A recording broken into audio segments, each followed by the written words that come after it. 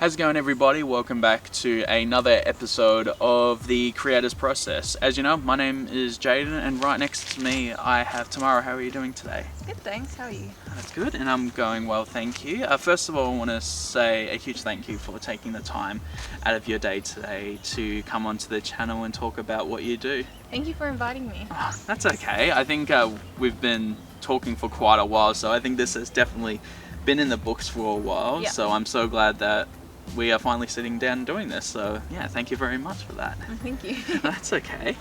And so I guess, you know, for people sitting at home or wherever they are watching this video, tell us what do you do when it comes to the creative arts? I am an artist, so I do mostly oil painting and a bit of drawing and sculpture and installation. I'm exploring at the moment. And I'm also a life model and do a bit of like modeling for photography and stuff. Oh, fantastic. And so how long ago did you start doing this journey when it comes to the life modeling and painting and all that sort of thing? Or like, I guess a way of putting it is what came first and then I've always loved art ever since I was little. Like in kinder, they'd have to like rip me away from the easels and the paint. They'd be like, let's do something else tomorrow. And I'd be like, no. Never. And I'd always like fill up the whole page, and the paintings would take weeks to dry, Mum said. Whereas my sister would do one dot on it and she'd be like, alright, that's enough now. Oh, really? Yeah, such a stark difference. But yeah, I've always loved art. In high school I did life drawing, and I kind of just really loved the idea of modelling for that, and thought when, like, you know, that's the job that I want to do when I'm old enough. I want to do that. I thought it would be easy money, but it'd also be quite fun and like creative. And I was walking down the Brunswick Street with my ex-partner, and he saw a flyer for like Life Models Wanted, and he was like, oh, tomorrow, that's what you want to do. So that's kind of what got me into actual work. I've been modeling since mid 2019. Oh, awesome. I think it was great that you had someone that said, oh, tomorrow, this is what you're after. You know, and you had that really good support base. I think that sounds like you've had a really great support around you saying, oh, no, here you go. We found what you're looking for. Yeah, you should definitely apply for that. And I think that's amazing. Especially because it was my partner at the time. A lot of people were like, what does your boyfriend think of this? And I'm like, well, he actually, you know, found work for me, so. Oh, no, that's amazing. And I think, yeah, as you said, it's definitely one of those things. I get asked that a lot myself as a model / photographer, that I get asked going, oh, how do you feel about this, you know? How does your partner feel about this? And you're just like, oh, no, they're fine, actually. You know, they've been encouraging me. And I think that's good that you had someone that was encouraging you and said, hey, no, isn't this what you're after? Like, you know, you should definitely go for it, you know. I think that's someone amazing. That lets you do what you want to do. Exactly. And is supportive of it. Yeah, no, that's amazing. And so I guess a question I like to ask, you know, people who are life models or, you know, performers and all that sort of thing was, for you, was obviously nudity. Was that something that you had to learn to be comfortable with, or was it something that just came natural, very natural for you? It was pretty natural. I've always been like, I've grown up in like a naked kind of household, you know, parents around. Our bodies haven't been anything shameful. I've always been quite like sexually empowered. I've never really been afraid of that, so it just kind of felt normal to me. I'm very adamant about, like, you know, nudity is not inherently sexual, and like, you know, sexual empowerment, so it's very really normal. Just kind of, it took a little bit of getting used to, and still, like, when I drop my robe for the first time at a new class, I'm always a bit like, but then like after a few minutes I just settle in and I'm fine. Yeah, no, that's amazing. I think that's really cool that you've, because, you know, a lot of people who I've talked to, they haven't really grown up in a really, like, open household like the way that you've been explaining. Like, you know, they've either been, it's very conservative, very as strict and all that sort of thing, you know, or not really talked about. I think so. I think that's really awesome that you've been in a household where you know, nudity hasn't been really shameful, like, or hasn't been seen as shameful in your household. And do you think that's definitely something that has really helped you become a bit more comfortable with who you are? Yeah, absolutely. Like, it's just a normal part of life, not something to be afraid of. I feel quite lucky with that, like talking to some people. You know? Nah, that's amazing. And it's like, quite good. Yeah, and like just a question to ask, like, so what, like, in that type of household, so what was like it like growing up in a household where it was like not really, like, how was you know, like sorry, trying to figure out how to put the question.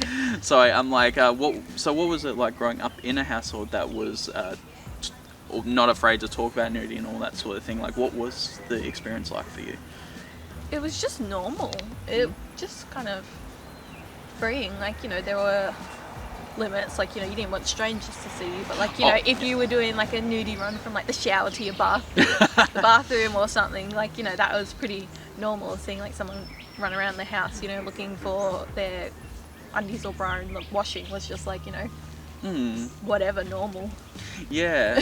No, I think that's incredible. Like, I think for me, definitely the first time of seeing that was when I was living in Germany, where my ex at the time was talking to a parent or something like that, and she was looking for her bra or something like that, and yeah, it was in the same room with where her dad was, and I'm just like, I was just thinking to myself going, oh my gosh, why is she, you know, taking, because, you know, like, I was the same. I grew up in a household where it was quite conservative as well, and, you know, like, I had a mum who was very open to it, but then the rest of the family, it was pretty much like behind closed doors and all that. So for me to see that, I was just like, oh my gosh, like, what is going on? You know what I mean? So I wasn't used to that, but, you know, it seems like for you it was just quite the norm for you. Yeah, I think my dad was a bit more conscious, but we left him when I was 10, and then I lived with my mum and my auntie for a while, and then my stepdad came into the picture, and like even now, because I live with my stepdad and my mum and my younger sister,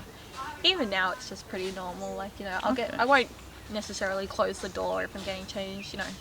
I don't necessarily want him to see me, but like if he does, it's not so like, oh my gosh, you know, it's like, yeah, it's just kind of a, oh, what are you doing?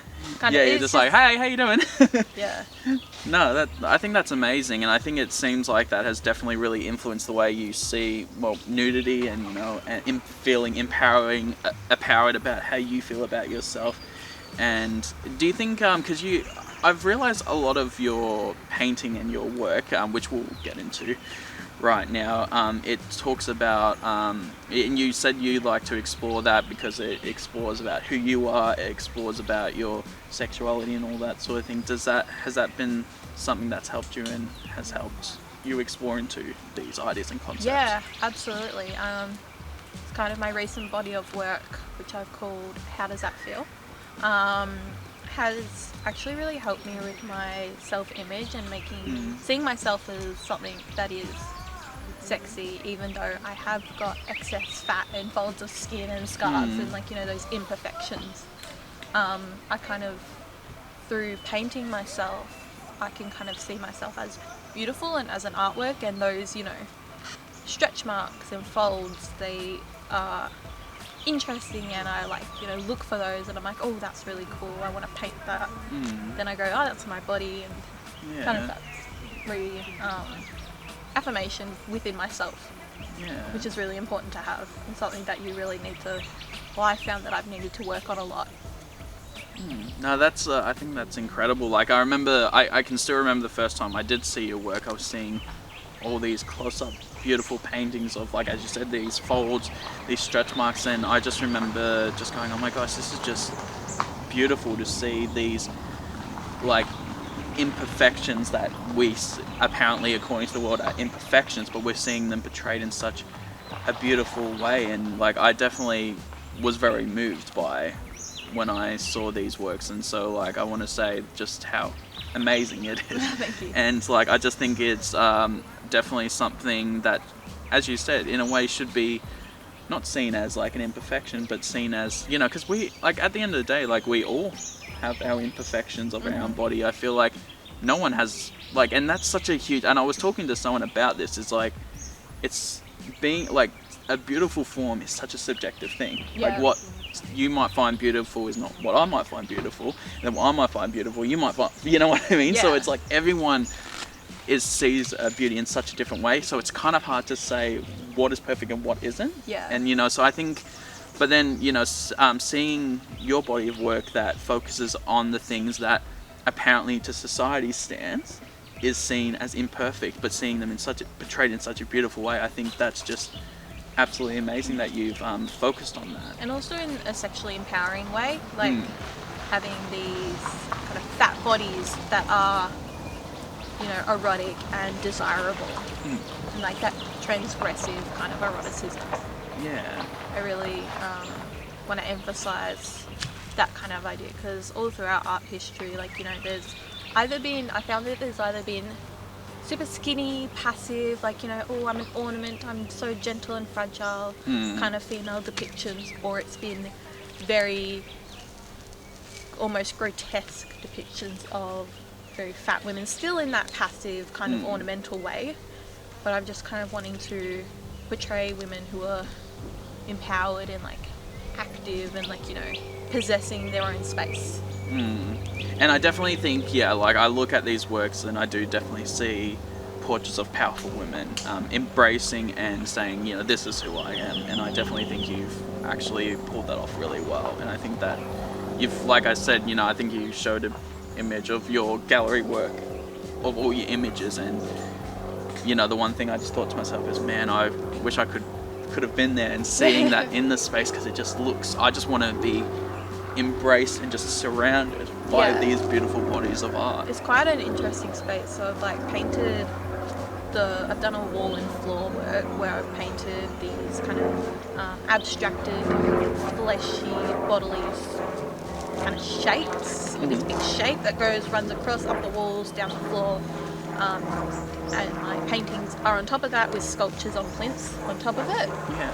So you kind of have to like walk in and around, and you go onto the work, and it kind of blurs the line between where the work is and where the gallery is. And then, you know, there are small spaces between like the wall and the plinth. Part of that is because the gallery space that I've got is small, but it also works because you get shoved into these images and these erotic scenarios, like, you know, depictions of fleshy bodies, and you're kind of almost forced to be part of it. Yeah. And really brought into the scenario. Well, no, It's very intimate.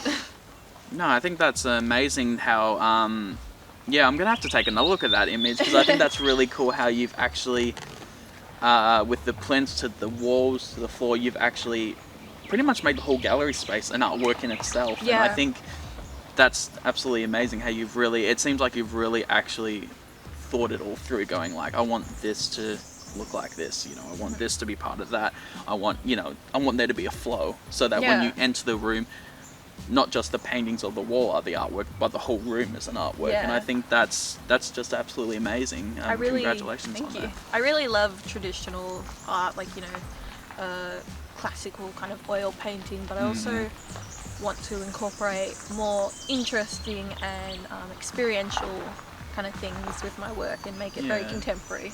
And like push it to right to its limit, and then a bit beyond. Yeah, I definitely can see that very classical contemporary vibe that you go with, and I think I love that you mix those two together. You know, and I think that's absolutely incredible. I'll ask you about, because you said that a lot of your work you explore like your sexuality as well as who you are and all that sort of thing. So what is the I guess for you, why specifically do you focus on these sort of things when it comes to what you do? Like, is there a reason behind that? Yeah, I'm very open about sex and sexuality. I don't think it's something that we should be ashamed of. Particularly like female pleasure as well. That's something that's quite frowned upon.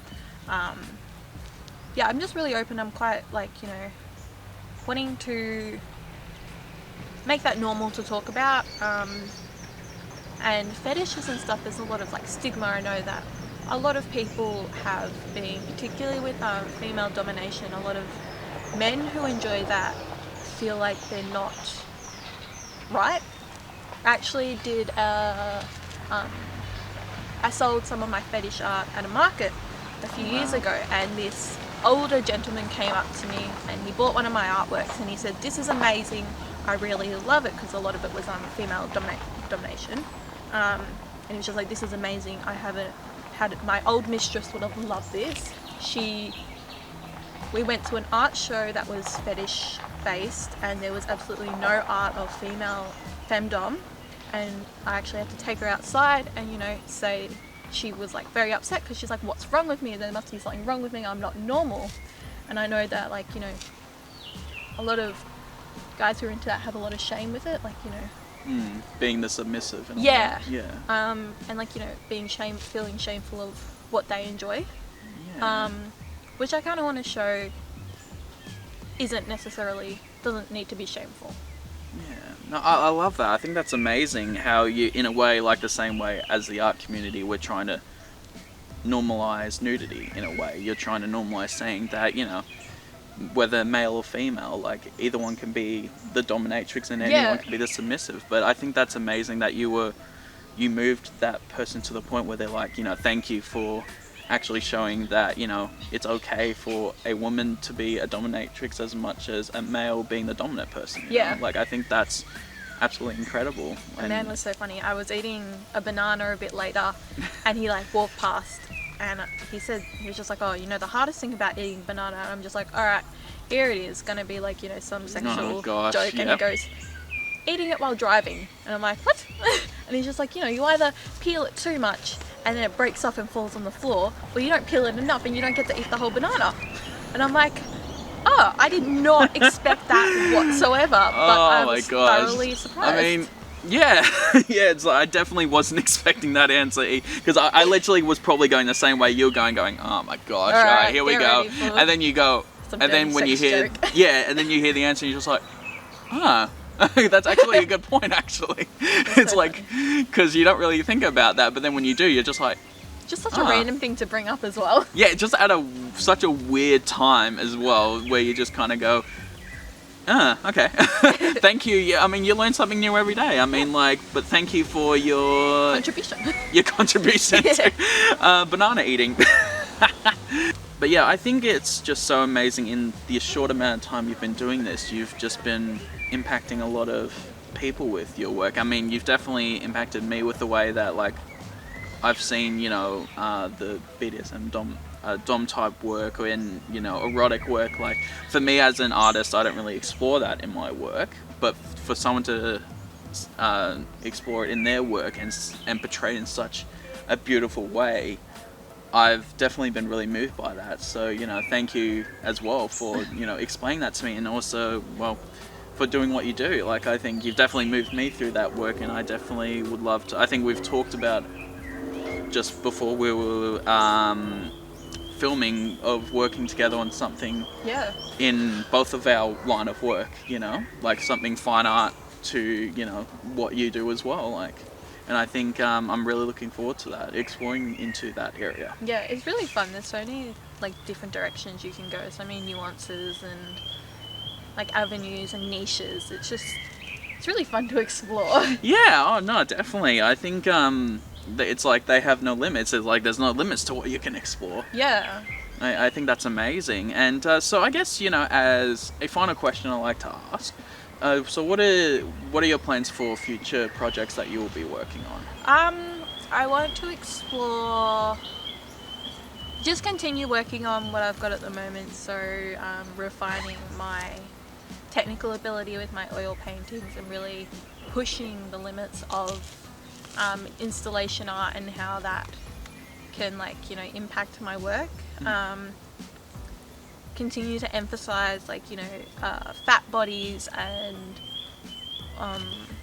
bodies that are, like, you know, a bit more transgressive, and just making that a little less taboo. Yeah, oh, that's amazing. Like, I think we were saying this before, like, we need to normalize any body type. We need to normalize any you know, like using a diverse amount of people. You know, I think that's what I try to do through my work. You know, I want to diversify like who can model, and you know, not just say that, oh, you have to be this type of person to model. It's like, no, it's like, get rid of that stigma, get rid of that stereotype, you know, say, let's welcome everyone into this community. I think that's really awesome that you even want to do that through your own work as well, and just say that, you know, this is the norm, you know, this is what I want to normalize as well. Absolutely. Amazing. I look forward to seeing some of your future work, and I look forward to working with you as well in the future as well. And so I want to say once again, thank you so much for taking the time just to chat and talk to me about what you do. I did really find it really fascinating, so thank you for that. Thank you for having me. It's been really fun. Oh, that's good. That's all good. Such an honor to be interviewed. Oh, it's my pleasure. As I said, you know, like, I've really admired your work, so I had to get you onto the channel to talk about this, so, and get your story behind what you do. Like, so thank you for that. Thank you. That's all good. So for everyone watching at home, thank you so much for watching another episode of the Creative Process. If you want to check out Tamara's work, I'll leave links to everything she does down below. You do have paintings and prints for sale that you sell, like, of your work? Yes, you can contact me for any art that you see on my account, or I also do commissions. Yeah, definitely purchase a print, purchase local art all around the Melbourne community. As I say every episode, let's keep supporting the Melbourne community, a local community. Purchase prints, go and see art shows. You know, during this time, it's been really hard for a lot of creatives, so, you know, let's keep supporting those communities, and definitely check out Tamara's work. Absolutely phenomenal. Like, I strongly do encourage to check it out. So comment, like, and subscribe, and I will see you in the next episode.